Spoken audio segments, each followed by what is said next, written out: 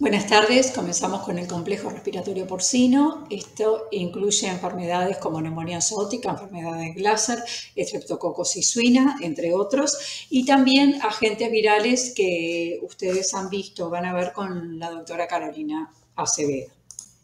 Bueno, las enfermedades respiratorias, ¿qué es lo que implica? Que pocos animales van a llegar a faena sin haber sufrido algún síntoma respiratorio debido a infecciones altas, ya sea rinitis, sinusitis o neumonía o pleuritis, lo que conlleva a pérdidas económicas, porque justamente en un determinado corto periodo de tiempo hay que llegar al peso deseado de faena para que sea rentable. Entonces, se va a implicar este complejo respiratorio porcino, síntomas clínicos, lesiones anatomopatológicas que algunos nos van a servir o no como orientativas para el diagnóstico diferencial y que incluye bacterias, incluye virus, algunos son patógenos primarios, secundarios, existen infecciones coexistentes, es decir, que se asocian virus o virus con bacterias, bacterias entre sí, es decir, puede haber lo que se llama una sinergia patogénica y que está influida estas enfermedades respiratorias por desencadenantes que pueden ser factores ambientales, factores estresantes de las instalaciones, del manejo, de la alimentación, etc. Bueno, dentro de las bacterias tenemos a Mycoplasma pneumoniae, causante de neumonía enzootica. Este es un patógeno primario que puede también predisponer a que infecten agentes virales, es decir, una coexistencia en lo que es la infección respiratoria. Y vamos a ver después otros dos agentes, Haemophilus parasuis como causante de la enfermedad de Glasser y Streptococcus suis de Streptococcus porcina. Y bueno, y después hay otras bacterias también como Bordetella, causante de rinitis atrófica, es decir, afecta a las vías altas, Pasteurella también complica todo lo que es la parte de rinitis, y también Actinobacillus pleuropneumoniae, pero como una pleuroneumonía porcina. Y después todos los agentes virales que pueden coexistir en este complejo, ortomixovirus, causante de la gripe, circovirus, el virus, herpes virus, entre otros. Bueno, multifactorial, factores desencadenantes para este complejo, la higiene, el manejo, la intensificación, es decir, la producción intensiva. Todo esto genera un estrés. Y bueno, vemos acá la mala higiene, estas condiciones acá en el cuadrante inferior, ¿no? Bueno, el estrés asociado a todo lo que es el manejo de vacunaciones, destete, todos los movimientos, cambios de la paridera, la zona de cría, el descole, castración, cortes de dientes, está todo asociado.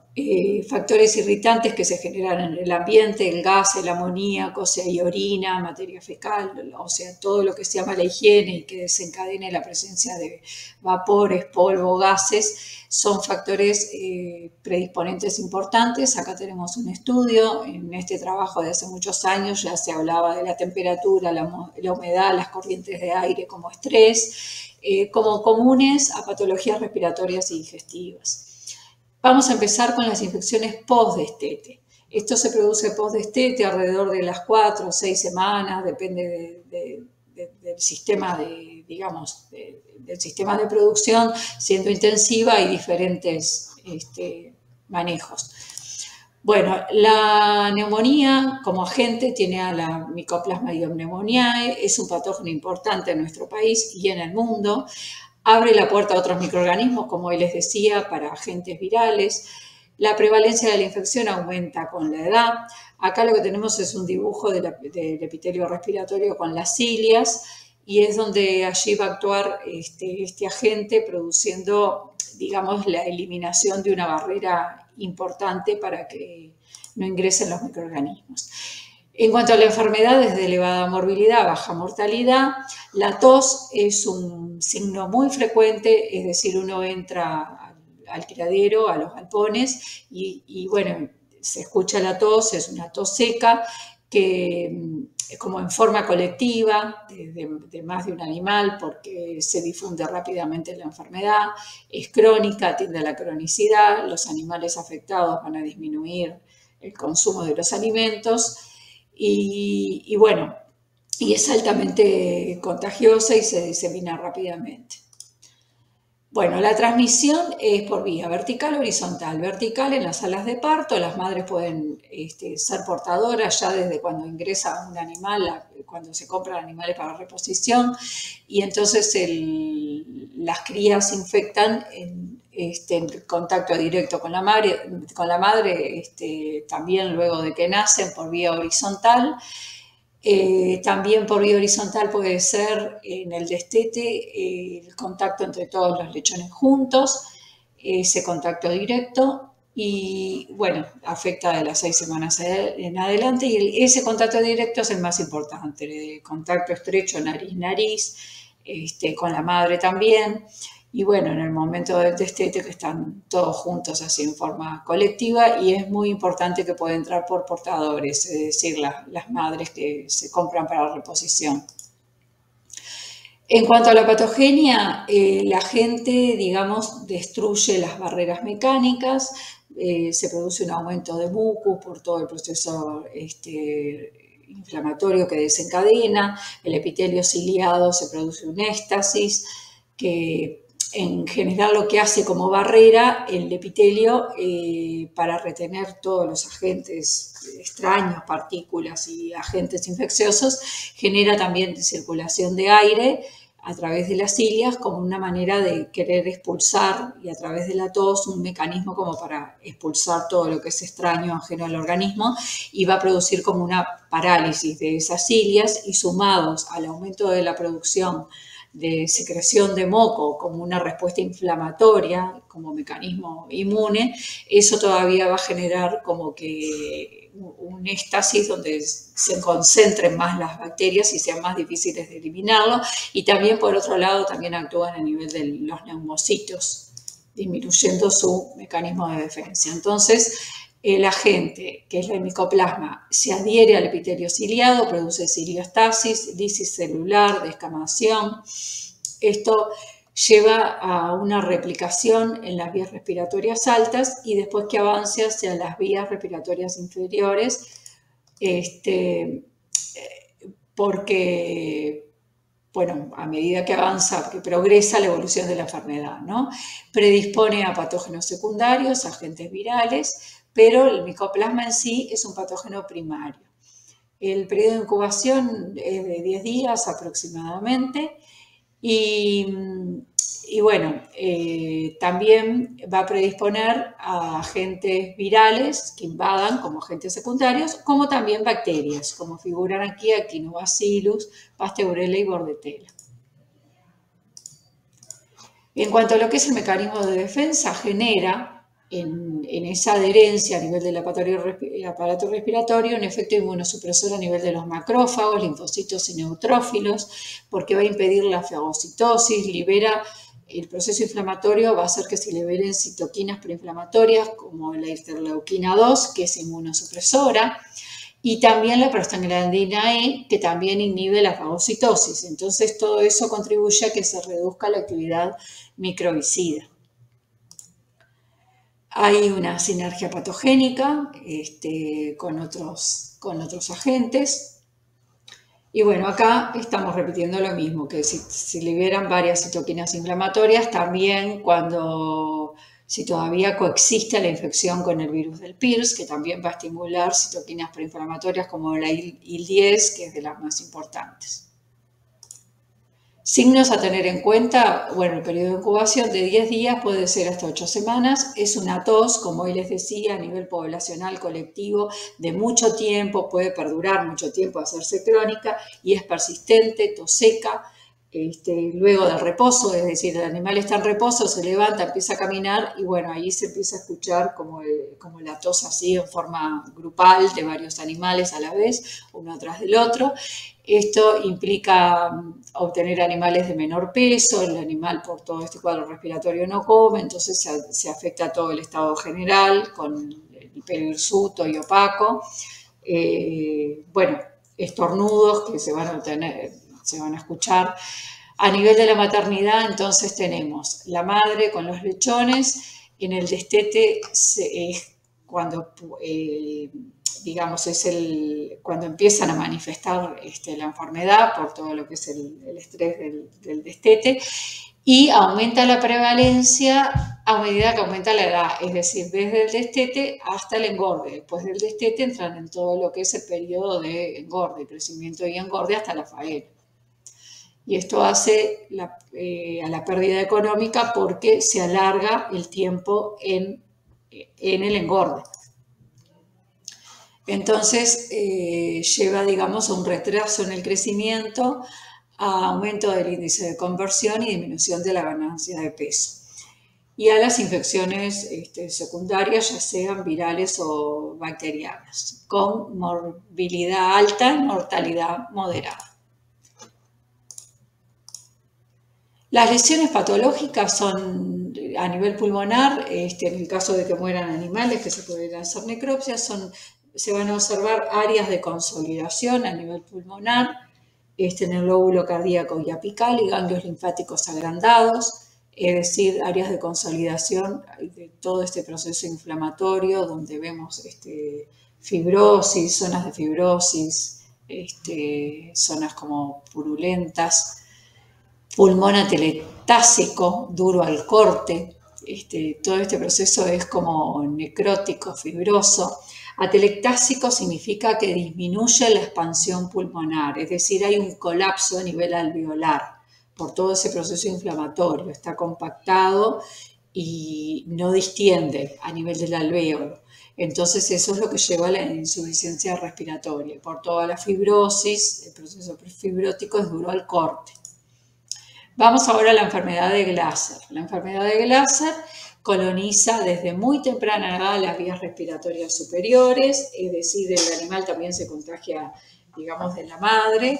Es importante aclarar que el micoplasma no forma parte de la flora normal, que no lo dije, y el Haemophilus hay cepas que sí forman parte de las vías de la flora normal, es decir, de la microbiota normal de las vías respiratorias altas. Y bueno, puede ser invasor secundario, el Haemophilus, por tener una infección previa, por ejemplo, de micoplasma, o porque el animal tiene cuadros virales también respiratorios que van a predisponer por el efecto inmunosupresor que produce muchos virus a la invasión de bacterias como Haemophilus. Entonces, es una enfermedad que la enfermedad de Glasser no solo afecta al aparato respiratorio, sino que es más bien sistémica, afecta articulaciones, poliartritis, produce policidositis fibrinosa, meningitis y, bueno, la neumonía. Cuadros purulentos, gaseosos a nivel de las cavidades. Haemophilus parasuis es el agente, es un bacilo gram negativo, es el biotipo 2, es decir, hay varios serotipos y biotipos. El biotipo 2 es el causante de la enfermedad porque, como les decía, es decir, está el otro biotipo, el biotipo 1, que forma parte de la microbiota normal de las cavidades nasales, es decir, las vías altas en animales sanos. Y el biotipo 2 es el que genera una neuraminidasa que destruye el ácido ciálico. El ácido ciálico forma parte de una glucoproteína que actúa a nivel de las cilias. Entonces, como que estaría destruyendo parte de la estructura ciliar. Y las proteínas 2 y 5 son los factores de adhesión, de adherencia, de virulencia del biotipo 2, que es el causante de la enfermedad. Acá tenemos todos los bacilos gram negativos. Y el tema con la serología, que no es útil, ya se los voy diciendo. Serología puede servir para micoplasma, pero no para Haemophilus, porque no hay una correlación entre el biotipo 1 y 2, es decir, el de flora normal y el patógeno, con respecto a los diferentes perfiles serológicos, serotipos. Y bueno, tiene cápsula que es un factor de virulencia, el Haemophilus. Bueno, las vías de transmisión también vertical y horizontal, contacto directo nariz-nariz, también en el postdestete, bueno, a través de estornudos, secreción nasal, es la vía más importante, a través del contacto con la madre, es decir, bueno, adquiere contacto directo con el ambiente, también lo puede adquirir, pero principalmente con la madre, por vía vertical también. Y indirecta, bueno, la vía aerógena, los aerosoles en el ambiente, los fomites son muy importantes, los humanos con las botas que van de un galpón a otro diseminando los agentes si no hay cambio de vestimenta y no se tiene en cuenta la bioseguridad. Es decir, hay un cambio de vestimenta para cada galpón de madres, galpón de engorde, galpón de, digamos, está todo, todas las áreas tienen que estar divididas con cambio, digamos, cambio de vestimenta y respetando todas las barreras de bioseguridad que hay bajo el régimen Olin-Tolaut. Entonces, en la enfermedad de Glasser, la bacteria ingresa por las vías respiratorias altas, utiliza la cápsula y los factores P2 y P5 para adherirse al epitelio ciliar, donde va a alterar la producción de ácido oxálico con alteración de la viscosidad del mucus, es decir, el mucus se hace espeso, entonces retiene más bacterias y es difícil de que a través de las cilias y a través de la tos como mecanismo de defensa puedan eliminarse los agentes. Y a diferencia del micoplasma, puede llegar a producir una endotoxemia, septicemia y coagulación vascular diseminada. Es de alta mortalidad postdestete, tiene tropismo por membranas serosas, es decir, no solo se limita a las membranas del aparato respiratorio, puede llegar a tener cianosis, cojera, es decir, claudicación porque produce poliartritis, puede llegar a producir meningitis y por eso es la alta mortalidad. Temblores, convulsiones, opistótonos, es decir, esos son los cuadros fatales neurológicos que llevan a la muerte.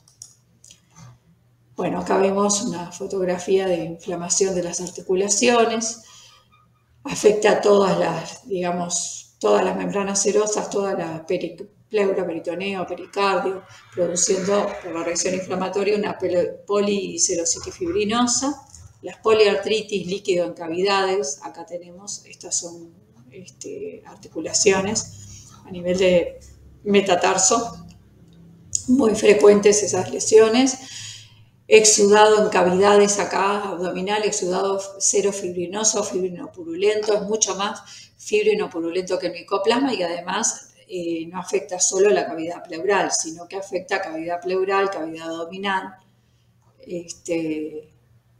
y bueno, articulaciones y meninges. Acá tenemos líquido serosanguinolento acá. Es decir, puede ser como más serosanguinolento, más serosa, hasta más fibrinopurulenta, el tipo de lesiones que va a producir en cavidades. Y bueno, y por último vamos a ver la streptococosis porcina y después el diagnóstico.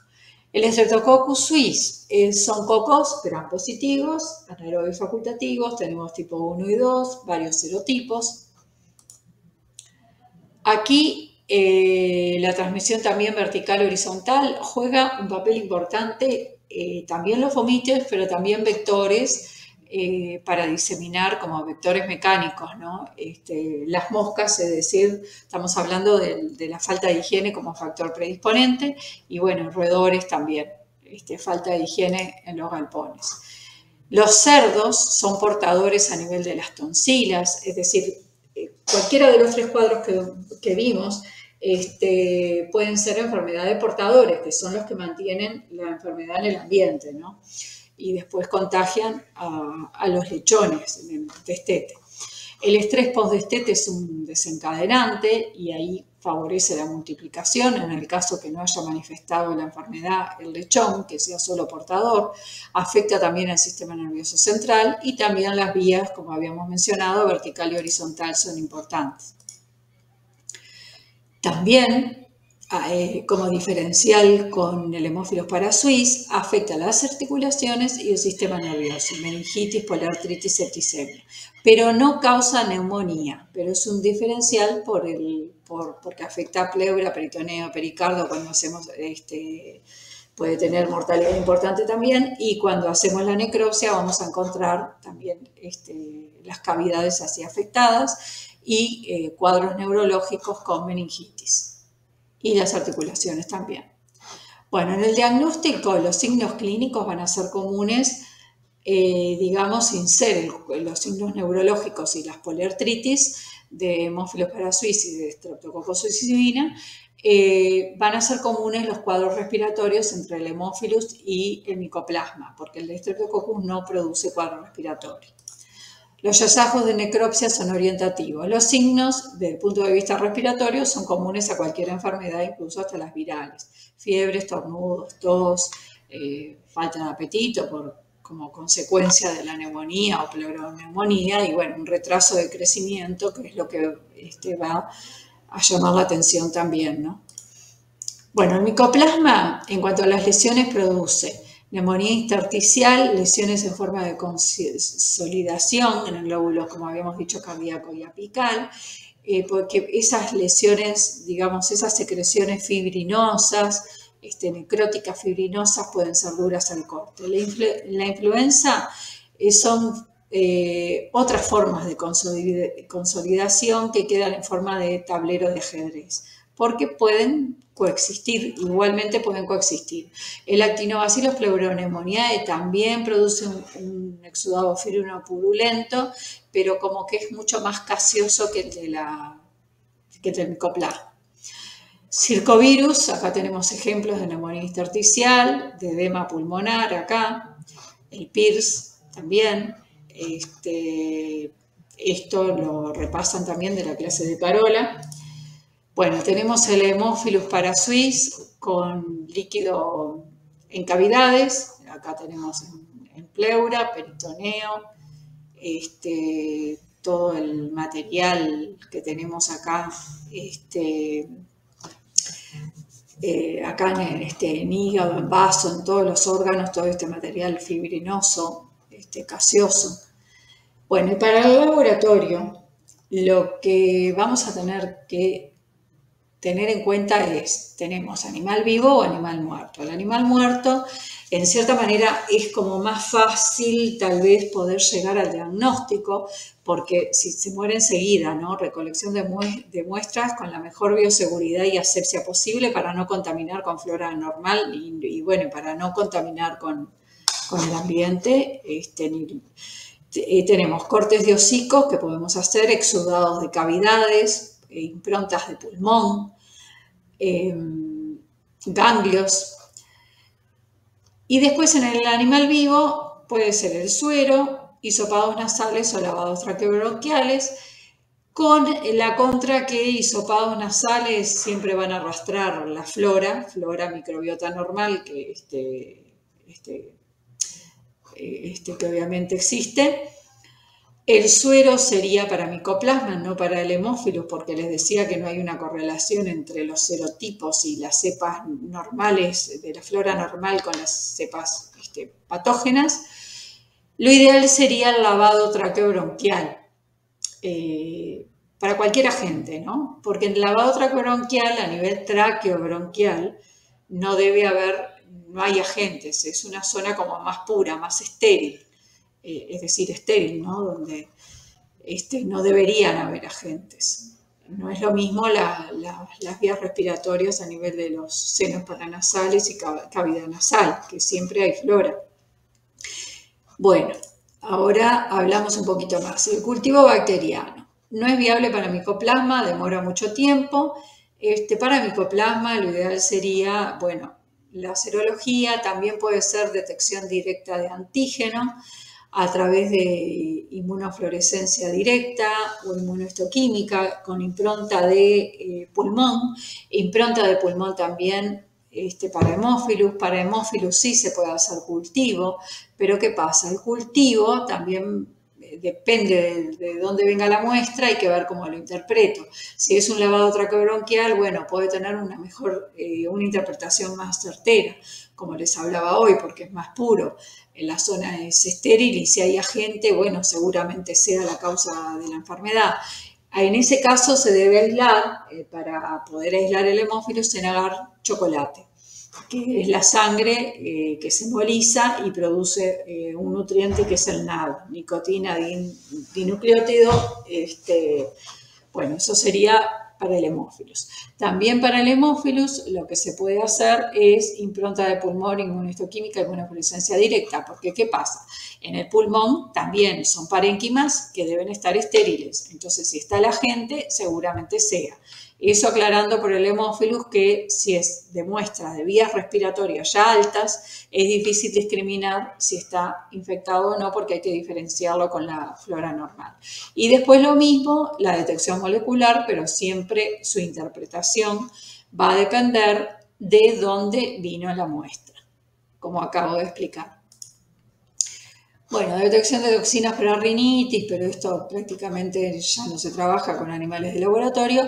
Y serología, vuelvo a repetir, útil para micoplasma, se pueden hacer sueros pareados, pero animal que tenga serología positiva para micoplasma es porque puede ser portador. A las madres se les puede hacer, animales que ingresan, a siempre hacerles cuarentena. Y bueno, en el caso de gripe, de influenza, también sueros pareados. Diagnóstico diferencial, bueno, depende de la edad, lo vamos a hacer teniendo en cuenta la sintomatología, las lesiones patológicas, el diagnóstico de laboratorio, entre otros. Control y prevención, como les decía, fundamental el Olintolaut, cambio de ropa para cada galpón, no es lo mismo la zona de las madres con los lechones recién nacidos que la zona de destete y la zona final de engorde.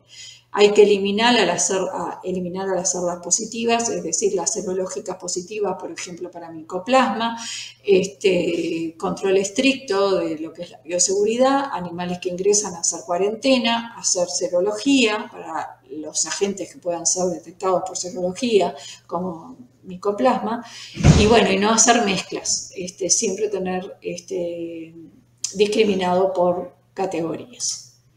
El Olintolaut, como acabamos de hablar, importante la limpieza, la desinfección y el cambio de instrumentos, de ropa, hasta de personal mismo. Lo ideal es tener un personal propio para cada sistema, para cada galpón, engorde, cría, parición, destete. Bueno, y importante, galpones que hayan tenido la infección, dejar descansar. Es importante dejar descansar libre totalmente de circulación de animales y personas, luego de una buena desinfección. Bioseguridad, ya está hablado del personal, se debe bañar, cambiar de ropa cada vez que va a ingresar y después que sale, si va a ingresar a otro lado, debería bañarse de vuelta. La higiene, y bueno, hay vacunación para algunos de estos agentes, las vacunas son todas inactivadas, existen para Glasser, rinitis atrófica, influenza es controversial, bueno, hay otras para enfermedades entéricas, reproductivas y bueno, respiratorias para micoplasma y circovirus. Acá les dejo el plan de vacunación y la bibliografía. Bueno, estoy a las órdenes frente a cualquier duda. Muchas gracias.